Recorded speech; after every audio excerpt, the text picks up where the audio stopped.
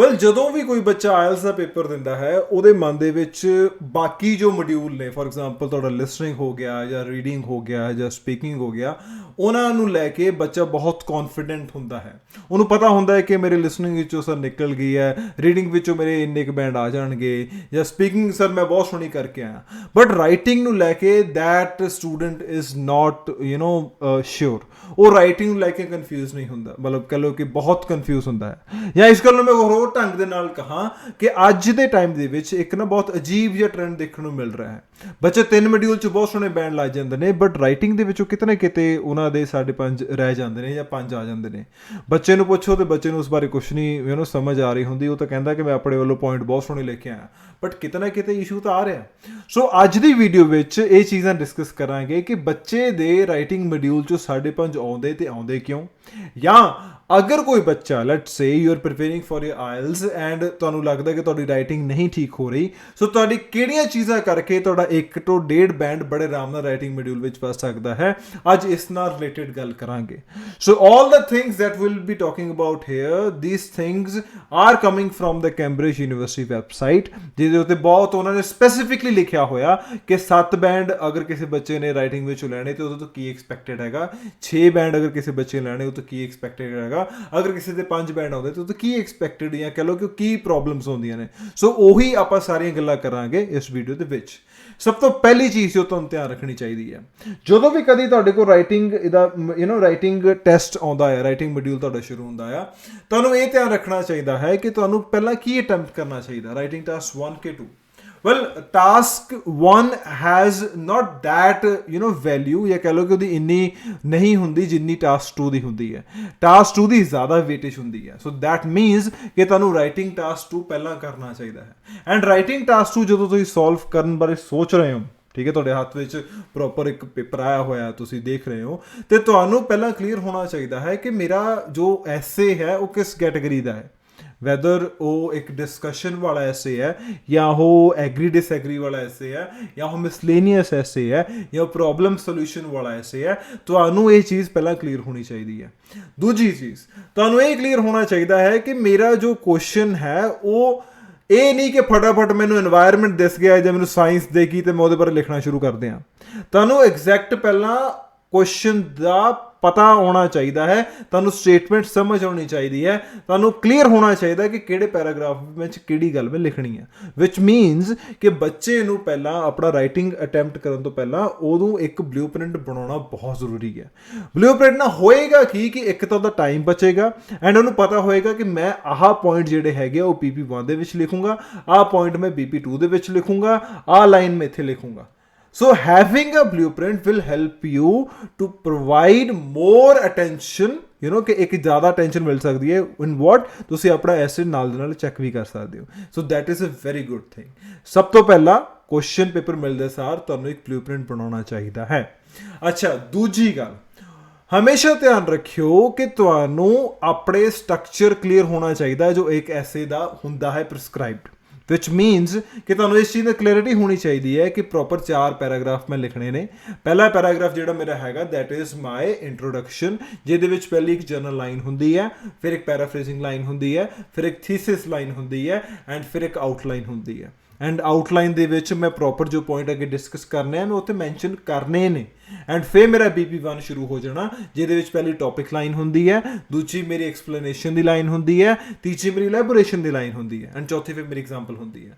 ਇਸੇ ਤਰ੍ਹਾਂ ਮੈਂ BP2 ਲਿਖਣਾ ਸੇਮ ਇਸੇ ਪੈਟਰਨ ਦੇ ਨਾਲ ਐਂਡ ਫਿਰ ਮੇਰਾ ਕਨਕਲੂਜਨ ਆ ਜਾਣਾ, ਜਿਹਦੇ ਵਿੱਚ ਮੈਂ ਟੂ ਕਨਕਲੂਡ ਲਿਖ ਕੇ ਪਹਿਲਾਂ ਮੈਂ ਪੈਰਾਫਰੇਜ਼ ਕਰੂੰਗਾ ਕੁਐਸਚਨ ਨੂੰ ਇੱਕ ਵਾਰੀ ਫਿਰ ਐਂਡ ਉਸ ਤੋਂ ਬਾਅਦ ਮੈਂ ਆਪਣੀ ਆਊਟਲਾਈਨ ਜੋ ਮੇਰੀ ਸੀਗੀ ਉਹਨੂੰ ਪੈਰਾਫਰੇਜ਼ ਕਰ ਦੂੰਗਾ। ਹੁਣ ਇਮੈਜਿਨ ਕਰੋ ਕਿ ਮੈਂ 5 ਮਿੰਟਾਂ ਦੇ ਵਿੱਚ ਤੁਹਾਨੂੰ ਪ੍ਰੋਪਰ ਇੱਕ ਸਟਰਕਚਰ ਦੇ ਦਿੱਤਾ ਕਿ ਪਹਿਲੇ ਪੈਰਾਗ੍ਰਾਫ 'ਚ 4 ਲਾਈਨਾਂ, ਫਿਰ 4 ਲਾਈਨਾਂ, ਫਿਰ 4 ਲਾਈਨਾਂ ਐਂਡ ਫਿਰ 3 ਲਾਈਨਾਂ। ਮੇਰੇ ਮਾਈਂਡ ਦੇ ਵਿੱਚ ਪਹਿਲਾਂ ਇਹ ਗੱਲ ਆਲਰੇਡੀ ਕਲੀਅਰ ਹੈਗੀ ਆ। ਹੁਣ ਇਹਦੇ ਨਾਲ ਹੋਊਗਾ ਕਿ ਮੈਨੂੰ ਮੇਰੇ ਜੋ ਇੱਕ ਸੈਂਟੈਂਸ ਲਿਖਣਾ ਹੈ ਮੈਨੂੰ ਪਤਾ ਹੋਊਗਾ ਕਿ ਮੈਂ ਕਿੱਦਾਂ ਆਪਣੇ ਸੈਂਟੈਂਸ ਲਿਖਣੇ ਨੇ। So it will save my time. So before even starting my paper ਮੈਨੂੰ ਇਹਨਾਂ ਚੀਜ਼ਾਂ ਬਾਰੇ ਕਲੈਰਿਟੀ ਹੋਣੀ ਚਾਹੀਦੀ ਹੈ ਜੋ ਤੁਹਾਨੂੰ ਤੁਹਾਡੀ ਪ੍ਰੈਪਰੇਸ਼ਨ ਦੇ ਥਰੂ ਪਤਾ ਹੋਣੀਆਂ ਚਾਹੀਦੀਆਂ ਨੇ ਐਂਡ ਤੁਸੀਂ ਉਹ ਆਪਣਾ ਜੋ ਸਟਰਕਚਰ ਪੜ੍ਹਿਆ ਉਹਨੂੰ ਉੱਤੇ ਤੁਸੀਂ ਜਾ ਕੇ ਲਿਖ ਪਾਓਗੇ। ਇਸੇ ਨਾਲ ਰਿਲੇਟਡ ਇੱਕ ਹੋਰ ਚੀਜ਼ ਜੋ ਇੰਪੋਰਟੈਂਟ ਹੈ ਉਹ ਹੁੰਦੇ ਆ ਲਿੰਕਿੰਗ ਸਟਰਕਚਰਸ ਜਾਂ ਲਿੰਕਿੰਗ ਕਨੈਕਟਰਸ ਜੋ ਆਪਾਂ ਕਹਿੰਦੇ ਨੇ। ਤੁਹਾਨੂੰ ਕਲੀਅਰ ਹੋਣਾ ਚਾਹੀਦਾ ਕਿ ਕਿੱਦਾਂ ਦੇ ਕਨੈਕਟਰਸ ਦੇ ਨਾਲ ਲਾ ਕੇ ਮੈਂ ਕਿੱਦਾਂ ਦੀ ਲਾਈਨ ਲਿਖ ਸਕਦਾ। ਫੋਰ ਐਗਜ਼ਾਮਪਲ ਅਗਰ ਮੈਂ ਕਹਾਂ ਕੁਝ ਕਨੈਕਟਰਸ ਹੁੰਦੇ ਨੇ ਆਪਣੇ ਜਿਵੇਂ ਮੋਰਓਵਰ ਹੋ ਗਿਆ, ਜਾਂ ਕਹਿ ਲਓ ਕਿ ਫਰਦਰ ਮੋਰ ਹੋ ਗਿਆ, ਜਾਂ ਪਲੱਸ ਹੋ ਗਿਆ, ਇਨ ਐਡੀਸ਼ਨ ਟੂ ਹੋ ਗਿਆ, ਸਿਮਿਲਰਲੀ ਹੋ ਗਿਆ, ਠੀਕ ਹੈ, ਜਾਂ ਕਹਿ ਲਓ ਕਿ ਟੂ ਐਲੈਬੋਰੇਟ ਇਟ ਹੋ ਗਿਆ, ਵਿਚ ਮੀਨਸ ਕਿ ਇਹਨਾਂ ਦੇ ਨਾਲ ਮੈਂ ਇੱਕ ਲਾਈਨ ਦੇ ਨਾਲ ਦੂਜੀ ਲਾਈਨ ਇਹਦੇ ਨਾਲ ਲੱਗਦੀ ਮੈਂ ਲਿਖ ਸਕਦਾ ਆਫ ਦਾ ਸੇਮ ਫਲੇਵਰ, ਮੈਨੂੰ ਕੋਈ ਪ੍ਰੋਬਲਮ ਨਹੀਂ ਹੈ। ਅਗਰ ਮੈਂ ਕੰਟਰਾਸਟ ਲਾਈਨ ਲਿਖਣੀ ਹੈ, ਆਪੋਜ਼ਿਟ ਲਿਖਣਾ, ਫਿਰ ਮੈਂ ਲਿਖ ਸਕਦਾ ਇਨ ਇਨ ਆਪੋਜ਼ਿਟ ਆਫ ਦਿਸ, ਜਾਂ ਕਹਿ ਲਓ ਕਿ however, in contrast to, whereas. ਸੋ ਇਹਨਾਂ ਵਰਡਸ ਦੇ ਨਾਲ ਮੈਂ ਇੱਕ ਆਪੋਜ਼ਿਟ ਗੱਲ ਕਰ ਸਕਦਾ ਜੋ ਇੱਕ ਮੈਂ ਪਹਿਲਾਂ ਗੱਲ ਕੀਤੀ ਉਦੋਂ ਤੋਂ। ਮਤਲਬ ਕਿ ਮੇਰੇ ਕੋਲ ਅਗਰ ਮੈਂ ਇੱਕ ਲਿੰਕਿੰਗ ਸਟਰਕਚਰਸ ਮੇਰੇ ਕਲੀਅਰ ਹੋਣਗੇ, ਮੇਰੇ ਕੋਲ ਕਨੈਕਟਰਸ ਜੀ ਇੱਕ ਪ੍ਰੋਪਰ ਮੈਨੂੰ ਸਮਝ ਹੋਏਗੀ, ਮੈਂ ਬੜੇ ਆਰਾਮ ਦੇ ਨਾਲ ਆਪਣਾ ਐਸੇ ਲਿਖ ਪਾਊਂਗਾ ਵਿਦ ਹੈਲਪ ਆਫ ਥੀਸ ਕਨੈਕਟਰਸ। ਕਰਦੇ ਕੀ ਆ, ਦੇ provide you that kind of ਇੱਕ ਤੁਹਾਨੂੰ ਬੈਂਡ ਪ੍ਰੋਵਾਈਡ ਕਰਦਾ ਕਿ ਹੁਣ ਤੂੰ ਗੱਲ ਨੂੰ ਇਸ ਪਾਸੇ ਘੁਮਾ ਸਕਦਾ, ਹੁਣ ਤੂੰ ਗੱਲ ਨੂੰ ਇਸ ਪਾਸੇ ਘੁਮਾ ਸਕਦਾ। ਹਾਂ, ਬਟ ਇਹ ਹੈ ਕਿ ਤੁਹਾਨੂੰ ਕਨੈਕਟਰਸ ਦੀ ਕਲੈਰਿਟੀ ਹੋਣੀ ਚਾਹੀਦੀ ਹੈ, ਉਹ ਤੋਂ ਬਿਨਾਂ ਇਟ ਇਜ਼ ਨਾਟ ਪੋਸੀਬਲ। ਅੱਛਾ, ਸੋ ਇਸ ਤੋਂ ਬਾਅਦ ਕੀ ਕਰਨਾ, ਜੋ ਇੱਕ ਚੀਜ਼ ਹੋਰ ਬਹੁਤ ਇੰਪੋਰਟੈਂਟ ਹੈਗੀ ਹੈ, ਜੋ ਕਿ ਮੈਂ ਹੁਣ ਇਹਦੇ ਵਿੱਚ ਇੱਕ ਮਿਸਕਨਸੈਪਸ਼ਨ ਦੀ ਵੀ ਗੱਲ ਕਰੂੰਗਾ। ਬਹੁਤੇ ਬੱਚੇ ਹੁੰਦੇ ਜਿਹੜੇ ਕਹਿੰਦੇ ਕਿ ਸਰ ਕਿੱਦਾਂ ਦੀ ਵੋਕੈਬ ਯੂਜ਼ ਕਰਨੀ ਚਾਹੀਦੀ ਹੈ ਸੱਤ ਬੈਂਡ ਲੈਣ ਲਈ। Well, the first thing that is very important ਉਹ ਕੀ ਹੈ ਕਿ ਤੁਹਾਡੀ ਜੋ ਵੋਕੈਬ ਹੈ ਉਹ ਬਹੁਤ ਹੀ ਹਾਈਫਾਈ ਨਹੀਂ ਹੋਣੀ ਚਾਹੀਦੀ। ਤੁਹਾਡਾ ਜੋ ਲੈਵਲ ਹੋਏਗਾ ਦੈਟ ਇਜ਼ 12ਵੀਂ ਦੇ ਬੱਚੇ ਦਾ, ਜਾਂ ਕਹਿ ਲਓ ਕਿ ਗ੍ਰੈਜੂਏਸ਼ਨ ਵਾਲੇ ਬੱਚੇ ਦਾ, ਪੋਸਟ ਗ੍ਰੈਡ ਵਾਲੇ ਬੱਚੇ ਦਾ। ਸੋ ਤੁਹਾਡੇ ਤੋਂ ਕੋਈ ਸ਼ੇਕਸਪੀਰੀਅਨ ਵੋਕੈਬਲਰੀ ਐਕਸਪੈਕਟਡ ਨਹੀਂ ਹੈਗੀ। ਐਂਡ ਅਗਰ ਉਹ ਨਹੀਂ ਐਕਸਪੈਕਟਡ ਹੈਗੀ, ਐਂਡ ਪ੍ਰੋਪਰ ਅਗਰ ਲਿਖਿਆ ਹੋਇਆ ਉਹਨਾਂ ਨੇ ਕੈਂਬਰਿਜ ਦੀ ਵੈਬਸਾਈਟ ਤੇ ਕਿ ਤੁਸੀਂ ਸਿੰਪਲ ਵਰਡਿੰਗ ਦੇ ਨਾਲ ਅਗਰ ਐਸੇ ਲਿਖੋਗੇ ਦੈਟ ਇਜ਼ ਮੋਰ ਫਰੂਟਫੁਲ, ਔਰ ਜ਼ਿਆਦਾ ਇਫੈਕਟਿਵ ਹੋਏਗਾ। ਸੋ ਬੱਚਿਆਂ ਨੂੰ ਇਸ ਚੀਜ਼ ਦਾ ਧਿਆਨ ਰੱਖਣਾ ਚਾਹੀਦਾ ਹੈ। ਪਰ ਹੁਣ ਤੁਸੀਂ ਕਹੋਗੇ ਸਾਡੇ ਟੀਚਰ ਨੇ ਤੁਹਾਨੂੰ ਵੋਕੈਬ ਲਿਸਟ ਦਿੱਤੀ ਹੋਈ ਹੈ, ਫਲਾਣਾ ਦਿੱਤੀ ਹੋਈ ਹੈ। ਬੇਟਾ ਟੀਚਰ ਤਾਂ ਦਿੰਦਾ ਹੈ, ਉਹਦਾ ਤਾਂ ਧਰਮ ਹੈ ਦੇਣਾ। ਤੁਸੀਂ ਖੁਦ ਦੇਖੋ ਕਿ ਤੁਹਾਡਾ ਲੈਵਲ ਕੀ ਹੈ, ਕੀ ਤੁਹਾਡੀ ਐਜੂਕੇਸ਼ਨ ਜਾਂ ਉਹ ਵਰਡ ਤੁਸੀਂ ਪਹਿਲਾਂ ਸੁਣਿਆ ਵੀ ਹੋਇਆ। ਹੁਣ ਇਮੈਜਿਨ ਦੈਟ ਕਰੈਕਟ ਵੋਕੈਬਲਰੀ ਕਿੱਦਾਂ ਯੂਜ਼ ਕਰਨੀ ਚਾਹੀਦੀ ਹੈ। ਹੁਣ ਇੱਕ ਆਪਾਂ ਵਰਡ ਸੁਣਿਆ ਜੁਵਨਾਈਲ। ਹੁਣ ਜੁਵਨਾਈਲ ਤੇ ਚਿਲਡਰਨ ਦੇ ਵਿੱਚ ਫਰਕ ਹੁੰਦਾ। ਚਿਲਡਰਨ ਆਮ ਜੋ ਬੱਚੇ ਹੈਗੇ ਨੇ, ਜੁਵਨਾਈਲ ਉਹ ਹੁੰਦਾ ਜਿਹੜੇ ਬੱਚੇ ਨੇ ਕ੍ਰਾਈਮ ਕੀਤਾ ਹੁੰਦਾ। ਹੁਣ ਮੈਨੂੰ ਇੱਕ ਦੱਸੋ, ਕੀ ਤੁਸੀਂ ਚਿਲਡਰਨ ਦੀ ਥਾਂ ਤੇ ਜੁਵਨਾਈਲ ਲਿਖ ਸਕਦੇ ਹੋ ਅਗਰ ਉਹਦੇ ਵਿੱਚ ਕੋਈ ਕ੍ਰਾਈਮ ਦੀ ਗੱਲ ਹੀ ਨਹੀਂ ਹੋਈ? ਮੈਂ ਆਮ ਬੱਚੇ ਨੂੰ ਕੋਈ ਜੁਵਨਾਈਲ ਕਹਿ ਸਕਦਾ, ਜਾਂ ਕਿਸੇ ਬੱਚੇ ਨੂੰ ਕਹਿ ਕੇ ਦੇਖੋ ਵਾਟ ਅ ਹੈਂਡਸਮ ਜੁਵਨਾਈਲ, ਜਾਂ how beautiful that juvenile is. It's not good, ਕਿਉਂਕਿ ਤੁਸੀਂ ਕਿਸੇ ਬੱਚੇ ਨੂੰ ਕ੍ਰਿਮੀਨਲ ਬਣਾ ਰਹੇ ਹੋ। ਠੀਕ ਹੈ, ਸੋ ਹਰ ਜਿਹੜਾ ਵਰਡ ਹੈ ਉਹ ਇੱਕ ਵੋਕੈਬ ਦਾ ਤੁਹਾਡੇ ਹੈਲਪ ਲਈ ਨਹੀਂ ਹੋਏਗਾ। So try to gather more and more clarity about your vocabulary. ਜਾਂ ਮੇਰੀ ਸੁਜੈਸ਼ਨ ਇਹੀ ਆ ਕਿ ਉਹ ਵੋਕੈਬਲਰੀ ਯੂਜ਼ ਕਰੋ ਜਿਹੜੀ ਕਿ ਤੁਸੀਂ ਈਜ਼ੀਲੀ ਸਮਝ ਸਕਦੇ ਹੋ, ਜਾਂ ਤੁਸੀਂ ਆਪਣੀ ਜ਼ਿੰਦਗੀ ਵਿੱਚ ਯੂਜ਼ ਕੀਤੀ ਹੋਈ ਹੈ। ਇਸ ਤੋਂ ਬਾਅਦ ਜੋ ਬੱਚੇ ਨੂੰ ਹੋਰ ਧਿਆਨ ਨਾਲ ਰੱਖਣਾ ਚਾਹੀਦਾ that is the grammatical structures. ਤੁਹਾਨੂੰ ਇਹ ਸਮਝ ਹੋਣੀ ਚਾਹੀਦੀ ਹੈ ਕਿ ਮੈਂ ਜੋ ਸੈਂਟੈਂਸ ਬਣਾ ਰਿਹਾ ਇਹ ਮੈਂ ਪ੍ਰੈਜ਼ੈਂਟ ਟੈਂਸ ਵਿੱਚ ਬਣਾ ਰਿਹਾ, ਇਹ ਮੈਂ ਪਾਸਟ ਟੈਂਸ ਵਿੱਚ ਬਣਾ ਰਿਹਾ, ਇਹ ਮੈਂ ਫਿਊਚਰ ਟੈਂਸ ਵਿੱਚ ਬਣਾ ਰਿਹਾ। ਅਗਰ ਮੈਂ ਪ੍ਰੈਜ਼ੈਂਟ ਟੈਂਸ ਵਿੱਚ ਇਹ ਸੈਂਟੈਂਸ ਬਣਾ ਰਿਹਾ ਤੇ ਮੇਰਾ ਪ੍ਰੈਜ਼ੈਂਟ ਕੰਟੀਨਿਊਅਸ ਟੈਂਸ ਹੈਗਾ ਕਿ ਸਿੰਪਲ ਪ੍ਰੈਜ਼ੈਂਟ ਟੈਂਸ ਹੈ। ਮੇਰੀ ਸੁਜੈਸ਼ਨ ਹੈ ਕਿ ਤੁਹਾਨੂੰ ਗ੍ਰਾਮੈਟਿਕਲੀ ਤੁਹਾਡੀ ਲਾਈਨਸ ਜਿਹੜੀਆਂ ਨੇ ਕਲੀਅਰ ਹੋਣੀਆਂ ਚਾਹੀਦੀਆਂ ਨੇ। ਐਂਡ ਬਹੁਤੇ ਬੱਚਿਆਂ ਦੀ ਪ੍ਰੋਬਲਮ ਕੀ ਆਉਂਦੀ ਹੈ, ਉਹ ਆਉਂਦੀ ਹੈ related to the verb has, have, had, ਜਾਂ ਕਹਿ ਲਓ ਕਿ ਜੋ ਮੇਨ ਵਰਬ ਤੁਹਾਡਾ ਹੁੰਦਾ ਉਹਦੇ ਪਿੱਛੇ ਐਸ ਲੱਗਣਾ, ਈਡੀ ਲੱਗਣਾ, ਕੀ ਲੱਗਣਾ। ਸੋ ਸਿੰਪਲ ਇਹਨਾਂ ਚੀਜ਼ਾਂ ਦੀ ਹੈ। ਅਗਰ ਗ੍ਰਾਮੈਟੀਕਲ ਤੁਹਾਨੂੰ ਕੋਈ ਇਸ਼ੂ ਆ ਰਹੇ ਨੇ, ਮੈਂ ਗ੍ਰਾਮਰ ਦੀ ਵੀਡੀਓਜ਼ ਦਾ ਲਿੰਕ ਪਾ ਦਊਂਗਾ ਡਿਸਕ੍ਰਿਪਸ਼ਨ ਵਿੱਚ, ਉਹਨਾਂ ਨੂੰ ਇੱਕ ਵਾਰੀ ਜਾ ਕੇ ਦੇਖ ਲਿਓ। ਠੀਕ ਹੈ, they will be very helpful. ਤੁਹਾਨੂੰ ਇੱਕ ਬੇਸਿਕ ਸਮਝਾ ਦੇਣਗੇ ਕਿੱਦਾਂ ਦੀ ਗ੍ਰਾਮਰ ਚਾਹੀਦੀ ਤੁਹਾਨੂੰ ਰਾਈਟਿੰਗ ਟਾਸਕ 2 ਲਈ। ਸੋ ਗ੍ਰਾਮਰ ਨੂੰ ਲੈ ਕੇ ਪਲੀਜ਼ ਥੋੜਾ ਜਿਹਾ ਆਪਣਾ ਧਿਆਨ ਰੱਖਿਓ। ਐਂਡ ਇਸ ਤੋਂ ਬਾਅਦ ਜੋ ਬਹੁਤ ਇੰਪੋਰਟੈਂਟ ਹੈ, ਜਦੋਂ ਤੁਸੀਂ ਐਸੇ ਲਿਖ ਲਿਆ, ਯੂ ਹੈਵ ਰਿਟਨ ਯੂਰ ਐਸੇ, ਬੇਟਾ ਆਪਣਾ ਐਸੇ ਇੱਕ ਵਾਰੀ ਚੈੱਕ ਕਰੋ। ਬਿਕੋਜ਼ ਹੁੰਦਾ ਪਤਾ ਹੀ ਕੀ ਹੈ, ਜਦੋਂ ਅਸੀਂ ਲਿਖਦੇ ਹਾਂ ਸਾਡਾ ਕਿਤੇ ਨਾ ਕਿਤੇ ਲਿਖਦੇ ਲਿਖਦੇ ਧਿਆਨ ਕਿਸੇ ਹੋਰ ਪਾਸੇ ਚੱਲ ਜਾਂਦਾ। ਅਸੀਂ ਸਪੈਲਿੰਗ ਮਿਸਟੇਕਸ ਕਰ ਲੈਂਦੇ ਹਾਂ, ਜਾਂ ਕਿ ਅਸੀਂ ਕੁਝ ਇੱਦਾਂ ਦੀ ਚੀਜ਼ਾਂ ਲਿਖ ਬੈਠਦੇ ਜੋ ਕਿਤੇ ਨਾ ਕਿਤੇ ਸਾਡੇ ਸਟਰਕਚਰ ਨਾਲ ਮੈਚ ਨਹੀਂ ਕਰਦੀਆਂ। ਸੋ ਹਮੇਸ਼ਾ ਇੱਕ ਵਾਰੀ ਜੋ ਵੀ ਲਿਖਿਆ ਆਪਣਾ ਚੈੱਕ ਕਰੋ। ਈਵਨ ਪ੍ਰੋਫੈਸਰਸ ਆਪਣਾ ਲਿਖਿਆ ਚੈੱਕ ਕਰਦੇ ਨੇ, ਇੱਕ ਵਾਰੀ ਪੜ੍ਹ ਕੇ ਤਾਂ ਦੇਖੀਏ ਲਿਖ ਕੀ ਹੋ ਗਿਆ। ਸੋ ਮੇਰੀ ਇਹੀ ਸੁਜੈਸ਼ਨ ਹੈ ਕਿ once you have completed your ਐਸੇ, ਬੇਟਾ ਡੂ ਪ੍ਰੂਫ ਰੀਡਿੰਗ। ਅਗਰ ਪ੍ਰੂਫ ਰੀਡਿੰਗ ਕਰੋਗੇ ਤਾਂ ਤੁਹਾਡਾ ਬੜੇ ਆਰਾਮ ਦੇ ਨਾਲ ਇੱਕ ਬੈਂਡ ਵੱਧਦਾ ਹੈ, ਬਿਕੋਜ਼ ਤੁਸੀਂ ਆਪਣੇ ਕੌਮਾਸ, ਆਪਣੇ ਫੁੱਲ ਸਟਾਪਸ ਐਂਡ ਆਪਣੇ ਸਪੈਲਿੰਗ ਮਿਸਟੇਕਸ ਨੂੰ ਠੀਕ ਕਰ ਲਓਗੇ। ਐਂਡ ਇਹਨਾਂ ਚੀਜ਼ਾਂ ਦਾ ਬਹੁਤ ਵੈਲਿਊ ਹੈ। ਠੀਕ ਹੈ, ਸੋ ਇਸ ਚੀਜ਼ ਦਾ ਹਮੇਸ਼ਾ ਧਿਆਨ ਰੱਖੋ। It is not about completing your paper, it is more about presenting it in a very beautiful manner, ਤਾਂ ਕਿ ਐਗਜ਼ਾਮੀਨਰ ਇੰਪ੍ਰੈਸ ਹੋ ਸਕੇ।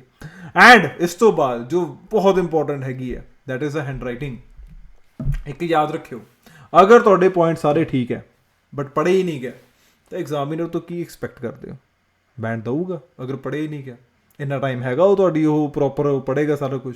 ਸੋ ਜਿਹੜੀ ਚੀਜ਼ ਜੋ ਤੁਹਾਨੂੰ ਇੱਕ ਜੋ ਕਹਿ ਲਓ ਕਿ not related to your writing habits and tips, but ਇੱਕ ਚੀਜ਼ ਜੋ ਤੁਹਾਨੂੰ ਹਮੇਸ਼ਾ ਧਿਆਨ ਰੱਖਣੀ ਚਾਹੀਦੀ ਹੈ, the answer has to be readable. ਉਹ ਪੜ੍ਹਨ ਯੋਗ ਹੋਣਾ ਚਾਹੀਦਾ ਆ, ਉਹ ਇੰਨਾ ਕੁ ਸਮਝ ਆ ਜਾਵੇ ਐਗਜ਼ਾਮੀਨਰ ਨੂੰ ਕਿ ਬੱਚੇ ਨੇ ਲਿਖਿਆ ਕੀ ਆ, ਨਹੀਂ ਤਾਂ ਉਹ ਬੈਂਡ ਸਕੋਰ ਲਾਉਣ ਲੱਗੇ ਫਿਰ ਹਿਚਕਿਚਾਏਗਾ, ਜਾਂ ਕਹਿ ਲਓ ਕਿ ਉਹ ਲਾਏਗਾ ਨਹੀਂ, ਸੋਚੇਗਾ ਨਹੀਂ, ਦੇਖੀ ਜਾਊਗੀ। ਸੋ ਉਹ ਜਸਟ ਕਹਿ ਲਓ ਕਿ ਉਹਨੂੰ ਅਗਰ ਸਮਝ ਨਹੀਂ ਲੱਗਾ ਤਾਂ that is of no use. So the very important thing that is the your handwriting. ਇਸ ਵਿੱਚ ਇਸ ਕਹਿ ਲਓ ਕਿ ਇਸ ਕਰਕੇ ਤੁਹਾਡਾ ਬੜੇ ਆਰਾਮ ਨਾਲ ਇੱਕ ਬੈਂਡ ਵੱਧ ਸਕਦਾ। ਐਂਡ ਮੈਂ ਲੋਕਾਂ ਦੇ ਵੱਧ ਦੇਖੇ ਨੇ, ਠੀਕ ਹੈ, just because of hand writing. ਕੋਈ ਸ਼ਰਮ ਨਹੀਂ, ਆਪਣੀ ਉਹ 4 ਲਾਈਨਾਂ ਵਾਲੀ ਕਾਪੀ ਚੱਕ ਲਓ, ਕੋਈ ਚੱਕਰ ਨਹੀਂ, ਬਾਏ ਕਰ ਲਓ ਐਂਡ ਉਹਦੇ 'ਤੇ ਇੱਕ ਵਾਰੀ ਪ੍ਰੈਕਟਿਸ ਕਰੋ, ਰੋਜ਼ ਦਾ ਇੱਕ ਪੇਜ ਲਿਖਿਆ ਕਰੋ ਐਂਡ ਆਪਣੇ ਆਪ ਨੂੰ ਸੈਲਫ ਇਵੈਲੂਏਟ ਕਰੋ। ਇਹ ਚੀਜ਼ਾਂ ਕਰੋਗੇ, ਇਹਦੇ ਨਾਲ ਤੁਹਾਡੀ ਹੈਂਡ ਰਾਈਟਿੰਗ ਇੰਪਰੂਵ ਹੋਏਗੀ ਐਂਡ ਤੁਸੀਂ ਬੜੇ ਆਰਾਮ ਨਾਲ ਆਪਣਾ ਬੈਂਡ ਸਕੋਰ ਇਨਕਰੀਜ਼ ਕਰ ਸਕਦੇ ਹੋ। ਐਂਡ ਜਾਂਦੇ ਜਾਂਦੇ ਇੱਕ ਚਲੋ ਹੋਰ ਗੱਲ ਤੁਹਾਨੂੰ ਇੱਕ ਹੋਰ ਦੱਸ ਦੇਣਾ ਵਿਚ ਇਜ਼ ਵੈਰੀ ਇੰਪੋਰਟੈਂਟ, ਜੋ ਕਿ ਮੈਂ ਅਕਸਰ ਬੱਚਿਆਂ ਨੂੰ ਦੇਖਿਆ ਜਿਹਨਾਂ ਦੇ 7 ਬੈਂਡ ਆਉਂਦੇ ਨੇ ਉਹ ਕਰਦੇ ਹੁੰਦੇ ਆ। ਬੇਟਾ ਦੇ try to read other stuff as well. ਉਹ ਕਹਿ ਲਓ ਕਿ ਕਿਤੇ ਨਾ ਕਿਤੇ ਕੁਛ ਨਾ ਕੁਛ ਪੜ੍ਹਦੇ ਰਹਿੰਦੇ ਨੇ, ਠੀਕ ਹੈ, ਪ੍ਰੀਵੀਅਸ ਈਅਰ ਐਕਸਰਸਾਈਜ਼ ਪੜ੍ਹਦੇ ਰਹਿੰਦੇ ਨੇ ਜੋ ਪ੍ਰੀਵੀਅਸ ਪੇਪਰ ਦੇ ਵਿੱਚ ਆਏ ਨੇ, ਨਿਊਜ਼ਪੇਪਰ ਪੜ੍ਹਦੇ ਰਹਿੰਦੇ ਨੇ। So try to improve your reading habit improve ਕਰੋਗੇ, ਨਵੇਂ ਵਰਡਸ ਮਿਲਣਗੇ ਵਿਚ you can use in your own papers, ਠੀਕ ਹੈ। ਸੋ ਇਹ ਥੋੜ੍ਹਾ ਜਿਹਾ ਧਿਆਨ ਰੱਖਿਓ। ਐਂਡ ਇੱਕ ਹਦਾਇਤ, ਇੱਕ ਰਿਕੁਐਸਟ ਜੋ ਮੈਂ ਕਰਨੀ ਚਾਹੁੰਦਾ, do not follow templates follow ਨਾ ਕਰੋ।